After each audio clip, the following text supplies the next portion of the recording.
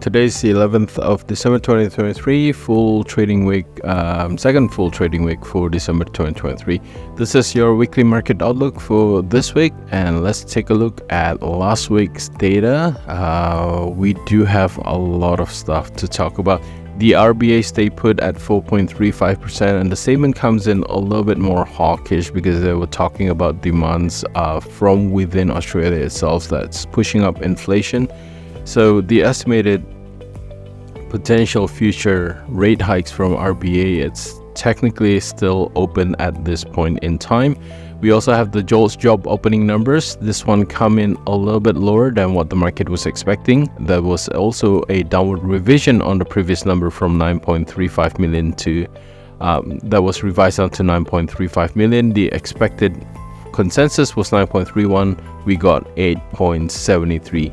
ADP was never a good indication of the NFP numbers, so a lot of the focus would come in straight to the NFP numbers, and the NFP numbers was surprisingly good. We don't have any revision for once on the previous numbers. It remains at 150,000. Employment gains to 199,000, beating our consensus at 184,000.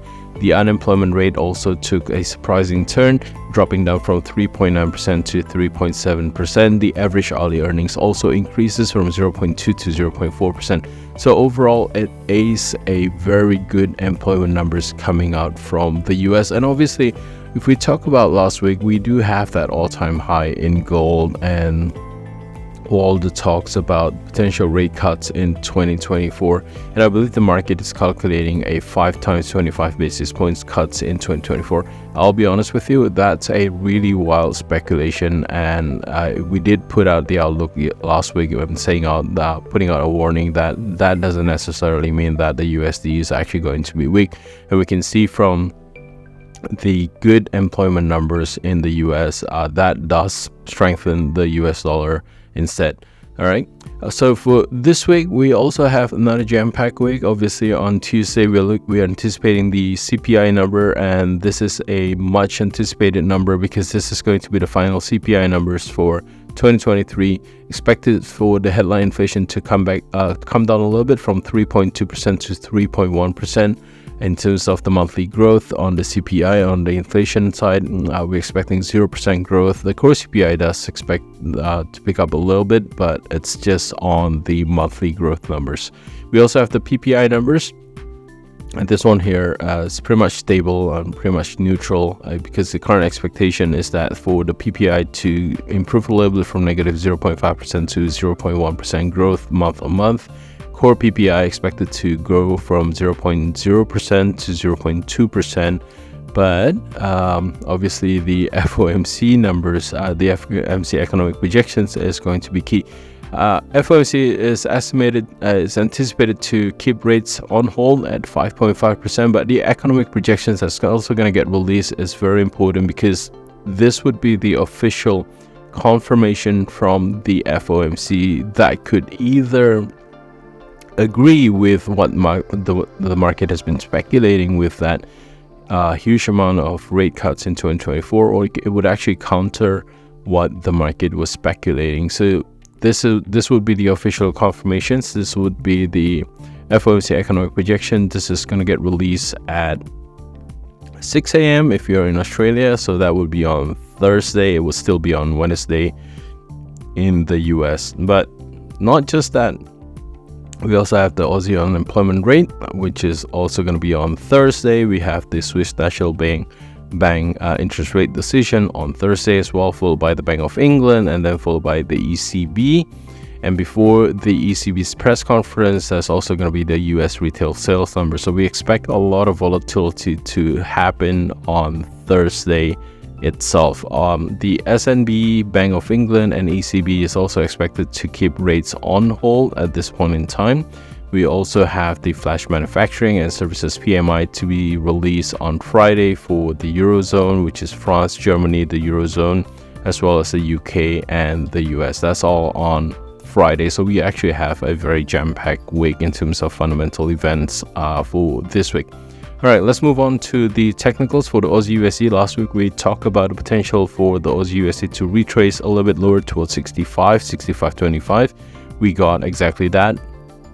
Price bounces off 65.25, and judging by Thursday and Friday's movement, it is currently capped at 66 cents. So we're still expecting the Aussie USD to be in a range-bound market condition between 65 cents to 66 cents.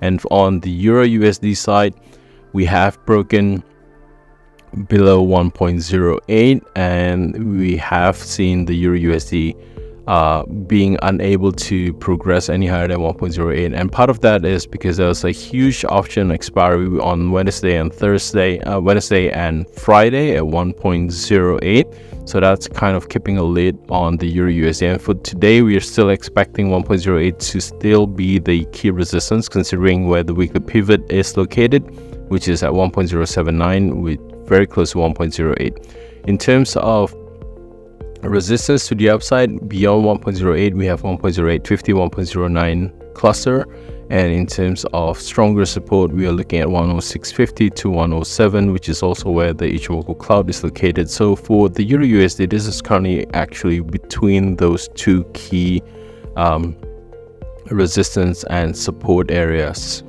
For the pound USD, we talk about the intent to sell by the market at 1.27. So there was that accumulation to sell at 1.27. Price got pressured lower below 1.26. And for the past 3 days last week, which is on Wednesday, Thursday, and Friday, you can see where the market has been capped at 1.26. So the intent to sell has moved down from 1.27 to 1.26. And the pressure following the release of the much better NFP numbers from the US has pushed the pair down below 1.2550. Market does gap down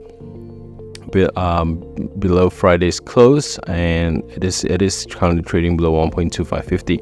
So we might anticipate a little bit of a potential short-term pullback, I would say, but I don't think it would exceed 1.26. The accumulation to have that short position at 1.26 is likely still going to occur, and considering where the pivot is located, which is 1.26, we anticipate further selling to happen at 1.26. And in terms of support, we are now looking at a much lower support level.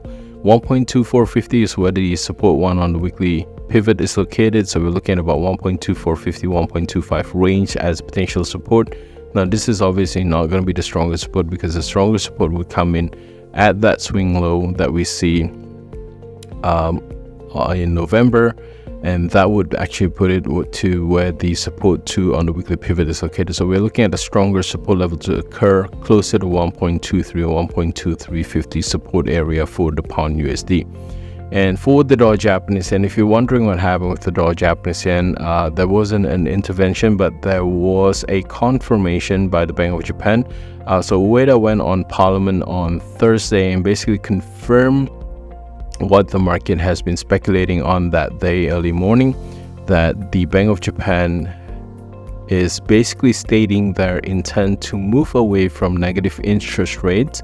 So that would be the end of the ultra easy monetary policy. And there was actually one comment from the Bank of Japan itself that they were having a hard time deciding whether it's actually going to occur in this December, which is this month, or is it actually going to be early in 2024 in terms of moving away from negative interest rate. But the word that they use is once they move away, and it's not if they move away from negative interest rate decision. They are actually going to start moving towards 25 basis points and potentially even 50 basis points. So we are anticipating for that to happen in 2024. And you can see what happens here with the market reaction. There was a huge carry trade unwinding. So the drop in the dollar Japanese yen is not isolated, because we actually saw that drop in euro yen and sterling yen as well. Even on sterling yen, I think we saw about 7 to 8 yen drop on that same day because of that carry trade unwinding. So this is not a matter of the US dollar being weak. It is actually the Japanese yen that gains because of the carry trade unwinding that happened. There was a lot of position adjustment because there's a potential shift in how the Bank of Japan is actually going to conduct their monetary policy. So this is a huge event, and obviously this would put the December Bank of Japan meeting and raise that level into a very serious threat if you're holding the dollar Japanese and euro yen or the sterling yen. So again, This is the Japanese yen itself strengthening on the back of that confirmation, the intent from the Bank of Japan to actually move away from negative interest rate. All right. Finally, we have gold, and we put out a warning for gold last week in terms of that spike that happened when we had our outlook last week. It was still high up there. So previously with gold, whenever it reaches an all-time high, it is actually not sustainable, and we saw that play out in the market last week. So we actually have that sharp rejection that happened and pushing price down to about 2,000 at this point in time. So 2,000 is actually going to be your immediate support level for gold. If 2,000 is broken, then we are potentially going to be looking at a few support to the downside. Immediately we are going to be met with 1985 and 1975, but below that a stronger support would actually come in at that key level 1930 and 1950, which is where gold was trading early November before it actually rallies to the upside. In terms of whether or not gold can actually pick up and kind of continues the trend to the upside, there's still going to be a resistance coming in at where the weekly pivot is located, about 2050, and beyond that obviously we still have that 2070 level, because from a technical standpoint gold is actually unable to close above 2070 despite having the high closer to 2145. So we actually still have that level as a very strong resistance level for gold. So right now immediate support for gold will be at 2000, below that 1985, 1975, below that range then we are going to be looking at 1950, 1930 for gold. Just to put a note out there, gold is not currently reversing its trend. Technically, this is still considered to be a technical retracement, and judging by the high at 2,145, the retracement itself has done 50%, very close to 61.8%. So if there's any hope for gold to bounce, it will have to bounce from 1985 level or 2000 level for it to be considered a retracement. Anything below that, if it actually pushes lower towards 1950, 1930, it would actually be very close to potential reversal that could actually happen on gold. So just keep your